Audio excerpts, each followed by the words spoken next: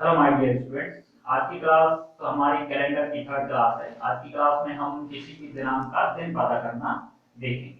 Calendar से जितने भी क्वेश्चंस पूछे जाते हैं उनमें से ज्यादातर क्वेश्चंस ऐसे पूछे जाते हैं जिनमें कि हमें किसी भी दिनांक का दिन पता करने की आवश्यकता होती है। ऐसे क्वेश्चंस को करने के लिए सबसे पहले हमें शताब्दी कोड, महीने का कोड और दिनों के कोड की आवश्यकता होती है। दिनों का कोड और महीने का कोड तो हम डायरेक्टली ट्रिक्स के माध्यम से हम पता कर लेते हैं और उनको जस्ट हम याद कर लेंगे। लेकिन शताब्दी का कोड निकालने के लिए हमें कभी कभी एग्जाम्स में भी पूछा जाता है कि 100 वर्षों में कितने विषम दिन होते हैं या फिर 200 वर्ष में कितने विषम दिन होंगे। तो उसके लिए हम सबसे पहले ये देखेंगे कि शताब्दी कोड कैसे जनरेट होता है। उसी के थ्रू कुछ कॉन्सेप्ट भी हमारे क्लियर हो जाएंगे, जैसे कि 100 दिन में कितने विषम दिन होंगे, 100 वर्षों में कितने विषम दिन होंगे, या 200 वर्षों में या 300 वर्षों में कितने विषम दिन होते हैं। और इसी कॉन्सेप्ट से हमें शताब्दी कोड पता चल जाएगा। फिर इसके बाद महीने का कोड और दिनों का कोड, इन दोनों की हेल्प और लेंगे हम, और फिर हम किसी भी दिन का, किसी भी दिनांक का दिन पता कर सकते हैं। इवन आप अपना डेट ऑफ बर्थ के अकॉर्डिंग आप अपना बर्थ का जो जन्म था उसका भी पता कर सकते हैं।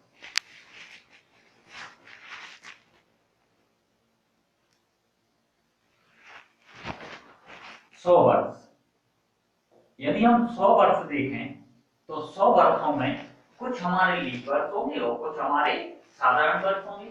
तो लीप वर्ष कितने होंगे? अगर 100 में हम 4 का भाग देंगे तो 100 में हम 4 का भाग देंगे तो कितनी बार जाएगा? 25 बार। लेकिन 25 लीप वर्ष नहीं होंगे। क्यों नहीं होंगे? क्योंकि जो अंतिम 100 है, 100वां वर्ष है, उसमें तो 4 का भाग चला गया, 4 का भाग चला गया। तो लेकिन हमें तो उसमें कितने का भाग देना था? 400 का। क्योंकि लीप वर्ष की डेफिनेशन क्या होती है कि भाई जो भी वर्ष होते हैं उनमें अगर यदि 4 का भाग चला जाए तो वो लीप वर्ष होता है। लेकिन यदि शताब्दी वर्ष होता है तो उसमें कितने का भाग जाना चाहिए? 400 का। तो जो 100वां वर्ष है वह हमारा लीप वर्ष नहीं होगा। तो फिर हमारे लीप वर्ष कौन कौन से होंगे? 4 से लेके कहां तक के? 96 तक के। 4 होगा, 8 होगा, 12 होगा, 16 होगा, ऐसे करते करते जो 96वां वर्ष होगा वह लीप वर्ष होगा। लेकिन 100वां वर्ष लीप वर्ष नहीं होगा। तो जो 100 वर्ष होंगे, 100 वर्षों में हमारे लीप वर्ष होंगे, जो लीप ईयर होंगे, लीप ईयर कितने होंगे? 24, ना कि 25। ठीक है। और जो बचे हुए होंगे वो हमारे होंगे नॉर्मल ईयर। नॉर्मल ईयर मतलब कि साधारण वर्ष। तो साधारण वर्ष हमारे कितने हो जाएंगे? 76। 100 वर्षों में 24 हमारे लीप ईयर हो गए, मींस की लीप वर्ष हो गए, और 76 हो जाएंगे हमारे कितने? साधारण वर्ष। अब लीप वर्ष में हमने पहले देखा था इससे पहले कि लीप वर्ष में हमारे 2 विषम दिन होते हैं और साधारण वर्ष में हमारा 1 विषम दिन होता है। मतलब कि यदि 24 लीप वर्ष है तो विषम दिन कितने हो जाएंगे? 24 का गुणा 2 में कर देंगे तो विषम दिन हो जाएंगे टोटल 48। ऐसे ही 76 लीप वर्ष है, 76 साधारण वर्ष है, और एक साधारण वर्ष में 1 विषम दिन होता है। तो 76 साधारण वर्ष में कितने विषम दिन हो जाएंगे? 76। तो यदि हम टोटल देखें कि 48 इसमें और 76 इसमें, इन दोनों को जोड़ लेते हैं। 48 और 76 को जैसे हम जोड़ेंगे तो ये टोटल आ जाएगा हमारा 8 से 14 4 फिर 1 7 4 11 1 12 124। अब 124 तो विषम दिन होते नहीं है, तो विषम दिन का मतलब क्या होता है? 7 का भाग देंगे हम और जो शेष पर बचता है वह विषम दिन होता है। तो 7 का भाग देंगे तो 7 एकम 7, कितना बचेगा? 5। तो हो जाएगा 54 और 7 सतैया 49, और फिर कितना बचेगा? शेष 5। तो हमें ये पता करना है कि शेष कितना बच रहा है। तो शेष बच रहा है हमारा 5। मतलब कितने विषम दिन हो जाएंगे हमारे? 5। आप इकट्ठा जोड़ के भी इसे पता कर सकते हो और इसको हम सेपरेटली भी पता कर सकते हैं। क्यों? क्योंकि इसमें विषम दिन पता करना है, मतलब कि हमें सिर्फ शेषफल की जरूरत है। तो यदि हम इसमें 7 का भाग देंगे तो 7 × 42, तो फिर कितना बचेगा? 6। यहाँ पर शेष बचेगा आपका 6, और यहाँ 7 का भाग दोगे तो 70 तक कट जाएगा। यहाँ भी शेषफल कितना बचेगा? 6। तो 6 और 6 टोटल कितना हो गया हमारा? 12, और 12 में हम फिर 7 का भाग देंगे तो 7 एकम 7 और 7 और 5 12, मतलब कितना शेष बचेगा?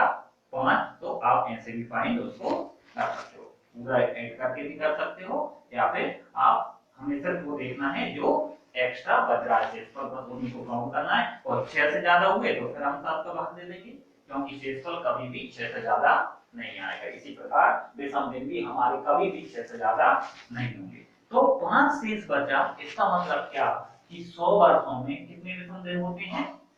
5। अब यदि 100 वर्षों में कितने हो गए? 5 विषम दिन हो गए। इसी प्रकार 200 वर्षों में कितने होंगे? देखो 100 वर्ष में 5, तो एक और 100 जुड़ेगा तो उसमें भी कितने होंगे? 5। मतलब कि 200 वर्षों में कितने हो जाएंगे? 5 और 5 10। लेकिन कभी भी विषम दिन 6 से ज्यादा तो होते नहीं है। जब 2 वर्षों के हम जोड़ के 5 और 5 कितने हो जाएंगे? 10, और उस 10 में हम फिर से 7 का भाग देंगे, तो 10 में 7 का भाग दोगे तो कितना बचेगा? शेषफल 3। मतलब कि 200 वर्षों में कितने विषम दिन होंगे हमारे? 3 विषम दिन। इसी प्रकार यदि हम 300 वर्षों में देखें तो अब 300 वर्षों में विषम दिनों की संख्या कितनी होगी? 200 वर्षों में कितने? 5, और 200 में हम 100 वर्ष और जोड़ दें, 100 वर्ष और जोड़ दें, मतलब कि 100 वर्ष में कितने विषम दिन? 5। मतलब कि 200 वर्ष में 3 विषम दिन और 100 और जोड़ दें तो 300 वर्षों में कितने हो जाएंगे? 3 और 5 कितने हो जाएंगे? 8। लेकिन 6 से ज्यादा विषम दिन तो होते नहीं है। तो जब जो 8 बचेगा उस 8 में हम कितने का भाग दे देंगे? 7 का। तो शेषफल कितना बचेगा हमारा? 1। तो वही 1 हमारा क्या हो जाएगा? विषम दिन। अब ऐसे ही 400 वर्षों में हम देखें तो 400 वर्षों में कितने विषम दिन होंगे? 300 वर्षों में कितने? 1 विषम दिन। 300 वर्षों में 1 विषम दिन। अब इसमें 100 और जोड़ रहे हैं, मतलब कितने? 400। तो 100 वर्षों में कितने विषम दिन हो रहे हैं हमारे? 5। तो 1 विषम दिन हमारा ये हो गया, और 100 वर्षों में कितने विषम दिन हमारे? 5। तो 5 ये जो है। लेकिन ये कितने कौन से वर्षों में देख रहे हैं हम? 400 वर्षों में। मतलब कि जो 400वां वर्ष होगा वह भी हमारा लीप ईयर होगा। मतलब कि लीप ईयर होगा, क्योंकि 100वां वर्ष हमारा लीप ईयर नहीं था, 200वां वर्ष हमारा लीप ईयर नहीं था, 300वां वर्ष भी हमारा लीप ईयर नहीं था, लेकिन 400वां वर्ष हमारा लीप ईयर होगा। लीप ईयर होगा क्यों? क्योंकि इसमें कितने का भाग चला जाएगा हमारे? 400 का। तो जो एक लीप ईयर हमारा ये एक्स्ट्रा हो गया। तो टोटल कितने हो जाएंगे हमारे? 7। अब 7 हो जाएंगे, तो जब हम 7 में 7 का भाग देंगे तो शेषफल हमारा कितना बचेगा? 0। तो हमारे 400 वर्षों में कितने विषम दिन हो जाएंगे? जी। इसको आप इस तरीके से भी समझ सकते हो कि 300 वर्षों में तो 1 विषम दिन हो गया, और आखिरी के जो 100 वर्ष होंगे उन 100 वर्षों में 5 विषम दिन ना होके कितने विषम दिन हो जाएंगे? 6। क्यों? क्योंकि उनमें जो लास्ट का 400वां वर्ष है उसमें 400 का भाग जाना चाहिए, और 400 का भाग उसमें चला जाएगा। मतलब कि लास्ट वाले जो वर्ष है उसका 1 वर्ष बढ़ जाएगा। इस वजह से टोटल कितने हो जाएंगे? 6, और 1 6 हो जाएंगे टोटल इसमें, और 1 300 वर्ष में था तो टोटल 6 और 1 7। 7 को बाद जब देंगे तो कितना बचेगा? 0। तो इस हिसाब से हमारे 100 वर्षों में 5 विषम दिन होंगे, 200 वर्षों में 3 विषम दिन होंगे, 300 वर्षों में 1 विषम दिन होगा, और 400 वर्षों में 0 विषम दिन। तो जो शताब्दी वर्षों के विषम दिन हैं, जैसे कि 100 वर्ष में 5 विषम दिन, 200 वर्ष में 3 विषम दिन, 300 वर्ष में 1 विषम दिन, और 400 वर्ष में 0 विषम दिन होते हैं। तो इसी के आधार पर इनका क्या हो जाएगा? ये कोड हो जाएगा। इसी प्रकार 500 वर्ष में हमारे फिर से 5 विषम दिन होंगे, 600 वर्ष में हमारे 3, 700 वर्ष में हमारे 1, और 800 वर्ष में हमारे कितने? 0 विषम दिन हो जाएंगे। इसी प्रकार हमारे 800 में 0 विषम दिन होंगे, ऐसे ही 1200 में 0 विषम दिन हो जाएंगे, और ऐसे ही 1600 में भी हमारे कितने विषम दिन हो जाएंगे? 1600 अगर वर्ष है तो 1600 में भी हमारे कितने विषम दिन हो जाएंगे? 0। 1700 में हमारे 1700 वर्ष है तो 1700 में हमारे विषम दिन कितने हो जाएंगे? फिर से 5। 1800 में हमारे 1800 वर्ष है तो 1800 वर्षों में हमारे विषम दिन कितने हो जाएंगे? 3। 1900 वर्ष में हमारे विषम दिन हो जाएंगे 1, और 2000 वर्ष में हमारे विषम दिन कितने हो जाएंगे? 0।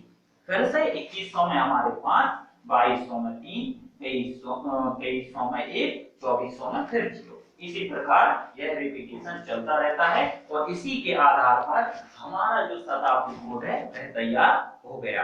अगर हमारी 1700 शताब्दी होगी तो हम उसमें कितना कोड ले लेंगे, उसका 5, 1800 का ले लेंगे 3, 1900 का ले लेंगे 1 और 2000 का कितना ले लेते हैं हमारा 0।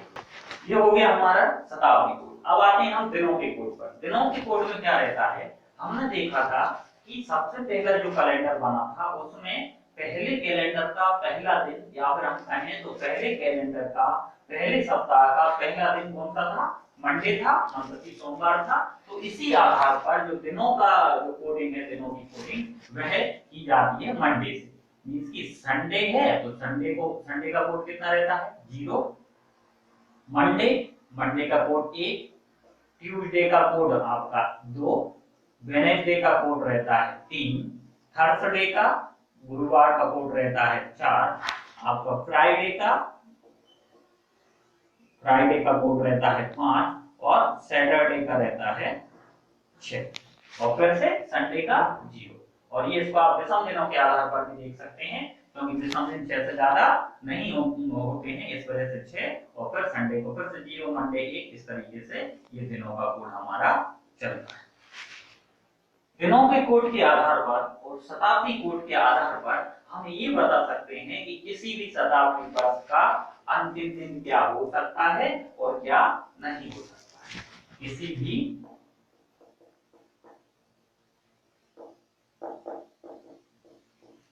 शताब्दी वर्ष का अंतिम दिन, किसी भी शताब्दी वर्ष का अंतिम दिन क्या क्या हो सकता है, क्या क्या हो सकता है। जैसे इसका कोड कितना आया 5, तो 5 किसका कोड होता है, शुक्रवार का। तो अंतिम दिन हो सकता है शुक्र हो सकता है। और 3 है तो मतलब 3 है उसका वेडनेसडे का, बुधवार का, तो बुधवार हो सकता है। और 1 है हमारे सोमवार का, तो सोमवार हो सकता है। और 0 है हमारे रविवार का, तो क्या हो सकता है, रविवार।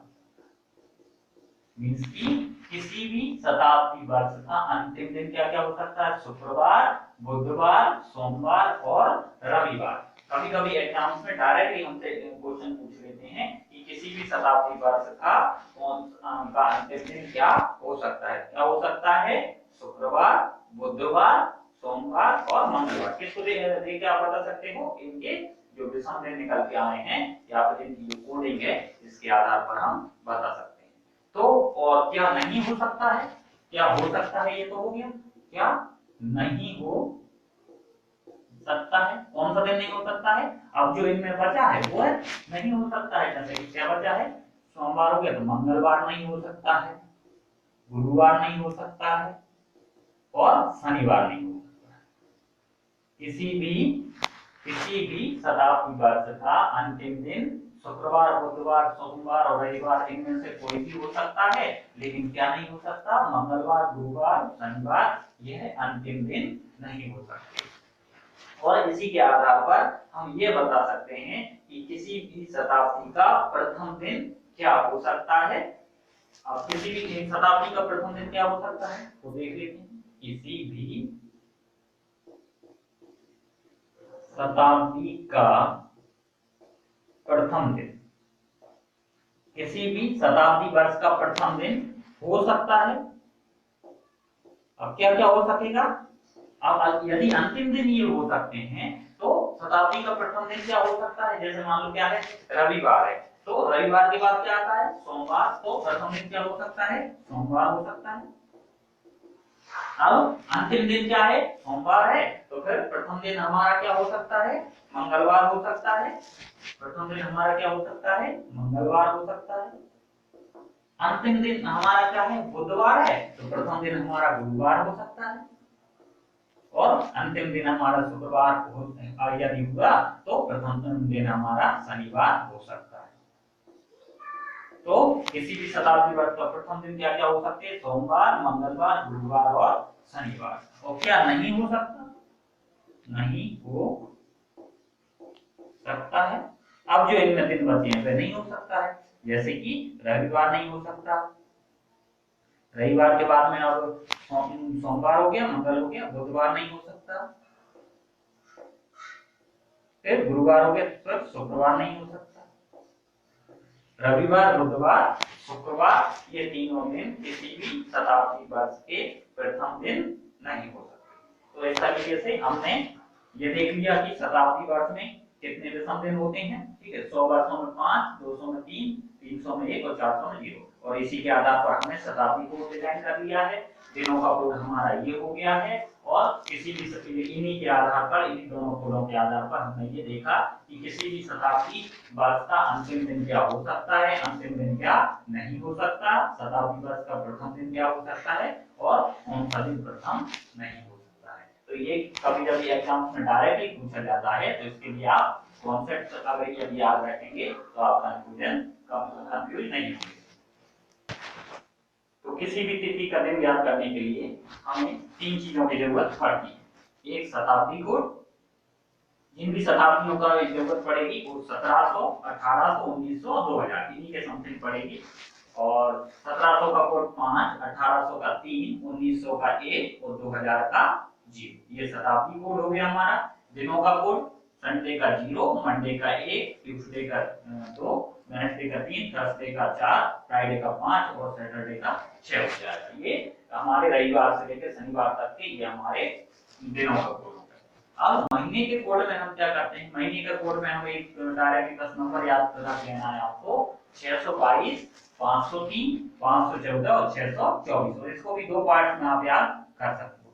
622, 503 ये हमारे 6 महीनों के लिए हो गया, और 514, 624 ये किस हिसाब से है, पहला वाला ये जनवरी के लिए, फरवरी के लिए, जनवरी का 6, फरवरी का 2, मार्च का 2, अप्रैल का 5, मई का 0 और फिर जून का आपका हो जाएगा आपका 3, फिर जुलाई का 5, अगस्त का 1 और सितंबर का 4, अक्टूबर का 6, नवंबर का 2 और दिसंबर का 4। 622, 503, 514, 624। और ये जो ऊपर वाला है ये नॉर्मल ईयर के लिए है। नॉर्मल ईयर का मतलब साधारण वर्ष के लिए। साधारण वर्ष अगर हमारा है तो उसके अकॉर्डिंग हमको ये कोड लेना है मंथ में। और यदि हमारा लीप ईयर है, लीप ईयर से मतलब कि जिसमें कि हमारा 4 का भाग जा रहा है, या फिर शताब्दी वर्ष है तो उसमें 400 का भाग जाता है, तो हमारा लीप ईयर होता है। तो लीप ईयर यदि हमारा है तो हमारा जो जनवरी है वो 6 की बजाय कितना हो जाएगा 5, फरवरी का कोड हमारा 2 की बजाय कितना हो जाता है 1, और सभी मंथ के जो कोड हैं वो सेम रहते हैं। मतलब कि हमें सिर्फ लीप ईयर में क्या करना है, जनवरी और फरवरी का एक कम कर देना। जनवरी का कोड 6 से कितना कर देंगे 5, और फरवरी का 2 से कितना कर देंगे 1। कब, जब हमारा लीप ईयर होगा तब। और जो मंथ हैं उन पर नॉर्मल और या लीप ईयर से कोई फर्क नहीं पड़ेगा, उनके कोड वही रहेंगे, सिर्फ जनवरी और फरवरी के चेंज हो जाते हैं। नॉर्मल ईयर में तो 6 और 2 लेने हैं, और लीप ईयर जब होगा तो जनवरी में भी 1 कम कर देंगे और फरवरी का भी 1 कम कर देंगे। तो ये हमारा शताब्दी, ये हमारे दिनों का कोड, और ये हमारे महीने का कोड। 3 तो ये कॉन्सेप्ट हो गए। अब जो मेनली हमारा जो फॉर्मूला है वो ये है, बस इसी पर आधारित हम इसी में मान रखा करेंगे, और किसी भी तिथि का दिन बिल्कुल देखते ही बता दिया करेंगे।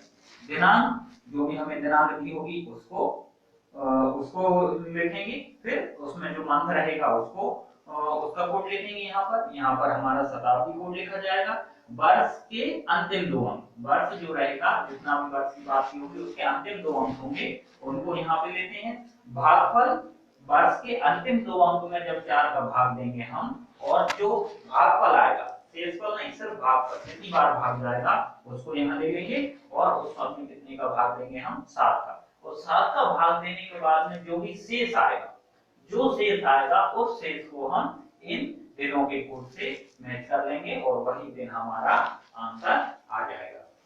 अब दिनांक, महीने का कोड, शताब्दी वगैरह ये कैसे पता करेंगे। जैसे मान लो हमारे पास में है 3 जनवरी 1996, ये। तो अब इसमें हम क्या करेंगे, इसमें ये जो है 3 ये हो गई हमारी दिनांक। दिनांक में हम इसको ले लेंगे। मंथ हमारा ये हो गया, मतलब ये हो गया हमारा माह या महीना, ठीक है। और ये जो है आगे का, ये जो होता है हमारा, ये क्या होता है, शताब्दी वर्ष, कि कौन सी शताब्दी की बात की जा रही है। और ये जो पीछे के जो होते हैं वो वर्ष के अंतिम दो अंक बोल सकते हो, या फिर हम वर्ष बोल सकते हैं। यहाँ पे जब वर्ष बोला गया है वो उनका सेंस ये है कि अंतिम दो अंकों की बात की जा रही है। तो कौन सा वर्ष है, 96, 1996 में। तो वर्ष ले लेंगे या फिर वर्ष के अंतिम दो अंक, वर्ष के अंतिम अंक दो अंक ये हैं। और जहाँ पे वर्ष बोला है वहां पे भी हमको 96 ही यूज करना है, ठीक है। तो इस तरीके से हमारा रहेगा। अब हम इस पर भी कुछ एग्जांपल्स देखते हैं। फर्स्ट क्वेश्चन है हमारा, 15 अगस्त 1947 को कौन सा दिन था। अब 15 अगस्त 1947 का दिन पता करने के लिए हमारा जो फॉर्मूला था, उस फॉर्मूले के अकॉर्डिंग हमें क्या क्या पता होना चाहिए। दिनांक ये रही, दिनांक, ठीक है। फिर इसके साथ ही मंथ ये है, मंथ का कोड हमारा क्या होता था, 622, 503, 514 और 624।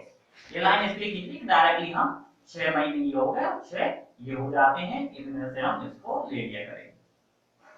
तो ये हो जाएगा, इससे आ जाएगा हमारे महीने का कोड, शताब्दी हमारी 1900 और वर्ष हमारे कितने हैं, 47। तो क्या होता था फॉर्मूले में, दिनांक, तो सबसे पहले हमारी दिनांक कितनी, 15, ये रहा 15। फिर प्लस महीने का कोड, अगस्त, अगस्त जो मंथ होता है वो जुलाई के बाद होता है, मतलब कि कौन सा मंथ होता है, 8वां। 6 तो ये हो गए, 7 और 8, मतलब अगस्त का कोड कितना होगा, 1। तो ये अगस्त का हो गया। फिर प्लस अब शताब्दी का कोड, शताब्दी है हमारी 1900 और 1900 का कोड होता है हमारा 1, तो शताब्दी कोड हमारा 1। अब वर्ष के अंतिम दो अंक, वर्ष के अंतिम दो अंक हमारे कितने हो जाएंगे, 47। और एक और क्या था, वर्ष में हमें कितने का भाग देना है, 4 का, और जो भागफल आएगा वही हमें चाहिए। तो सिर्फ हमें पीछे के दो अंकों में ही भाग देना है। तो 4 का भाग देंगे तो 4 एकम 4 और फिर से 4 एकम 4, क्योंकि 4 में 8 को नहीं कटेगा, तो 11 चौके 44 तक कट जाएगा। अब जो शेष बच रहा है उस पर नहीं देखना है, सिर्फ हमें भागफल लेना है। अब ये हो गए और इनको गिन लिया, तब ये कितने हो जाए हमारे, 5, 5 हो गए। और इसमें हम कितने का भाग दे देंगे, अब हम 7 का। तो अब 7 का भाग देंगे तो इन सबको जोड़ के और अब 7 का भाग दे देंगे। अब हमें क्या चाहिए, हमें चाहिए शेषफल। अब शेषफल चाहिए तो हमें इसको जोड़ के बड़ा करके और फिर 7 का भाग देके इतनी मेहनत करने की जरूरत नहीं है। हमें तो सिर्फ 7 का भाग देने के बाद में जो शेषफल बचेगा उनको लेना है। तो यहाँ अगर हम 7 का भाग दे देंगे तो शेषफल हमारा कितना बचेगा, 1। तो यहाँ से हमें कितना मिल जाएगा, 1 और 1 ये और 1 ये, कितना हो गया हमारा, 2। यहाँ हम जब 7 का भाग देंगे तो 7 छिंग 42, 7 छिंग 42, 42 कट जाएगा, कितना बचेगा, 5 शेष बचेगा। तो यहाँ से हमें मिल जाएगा कितना, 5 और 7 एकम 7, तो बचेगा कितना हमारा, 4। तो यहाँ से मिल जाएगा हमें 4 और फिर से हम इसमें 7 का भाग देना। अब 5 हो तो 7, 7 तो कैंसिल हो जाएगा, कितना शेष बचेगा, 4 और 1 5, मतलब कि यहाँ पर हमारा टोटल कितना शेष बच रहा है, 5, और 5 शेष बच रहा है। इसका मतलब 5 किसका कोड होता था हमारा, फ्राइडे का। तो फ्राइडे मतलब कि शुक्रवार।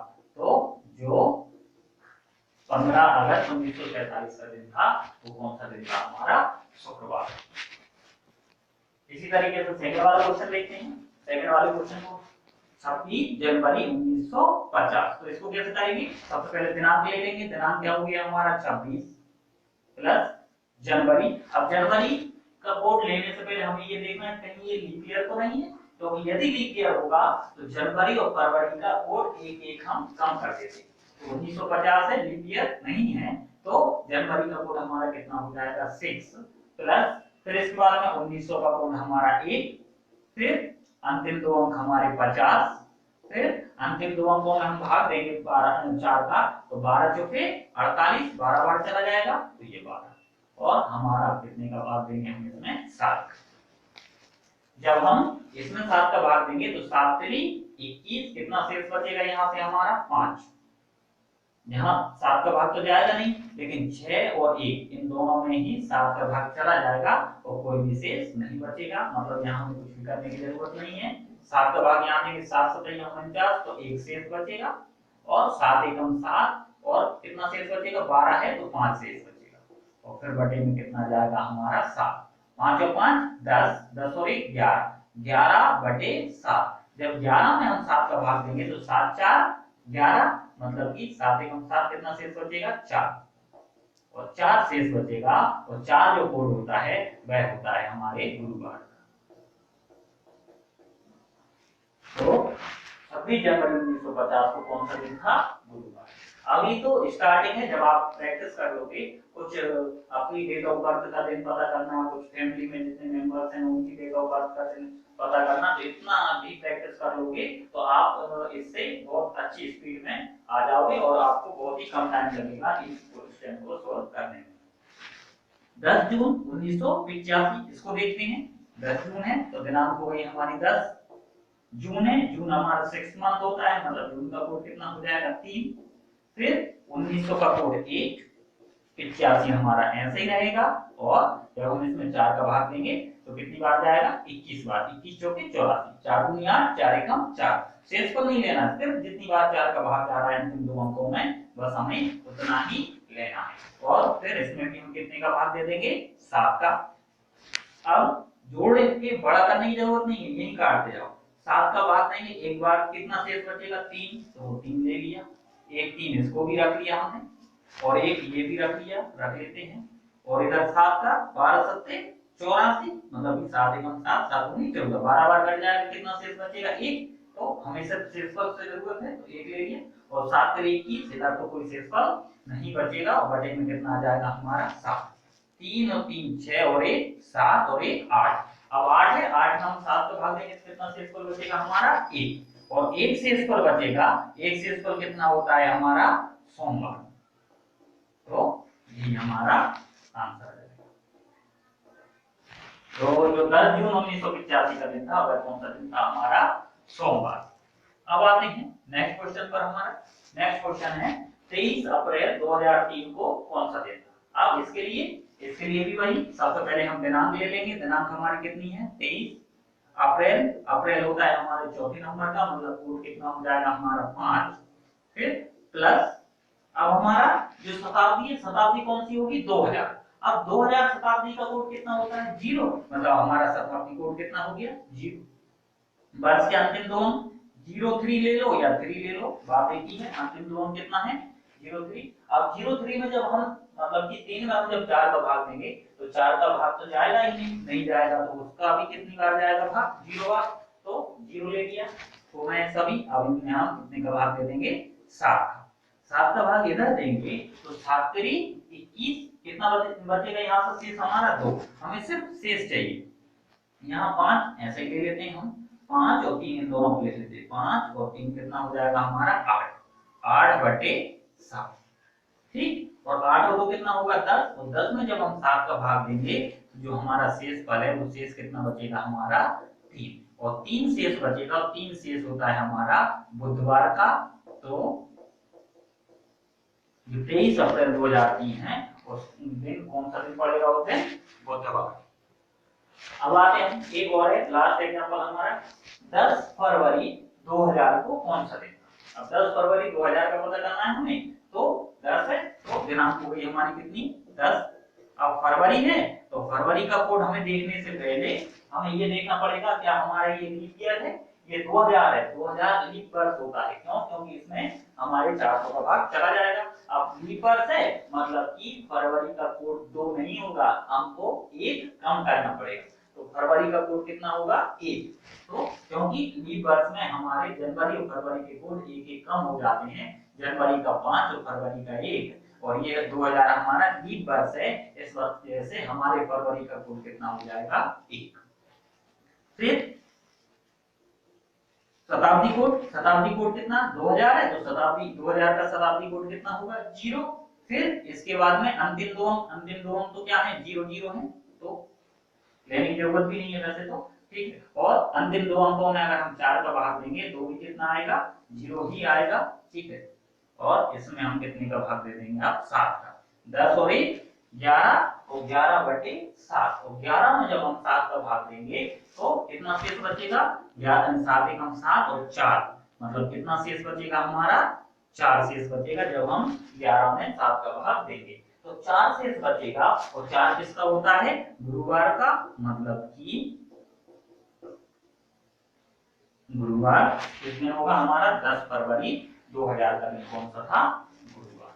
तो इस तरीके से हमने किसी भी दिनांक का दिन पता करना देख लिया है। इसका बहुत ज्यादा यूज होता है कैलेंडर के, और भी क्वेश्चन हम नेक्स्ट आगे करने वाले हैं उनमें भी किसी भी दिनांक का यदि हमें दिन पता करना है तो ये हमारी बेस्ट मेथड है।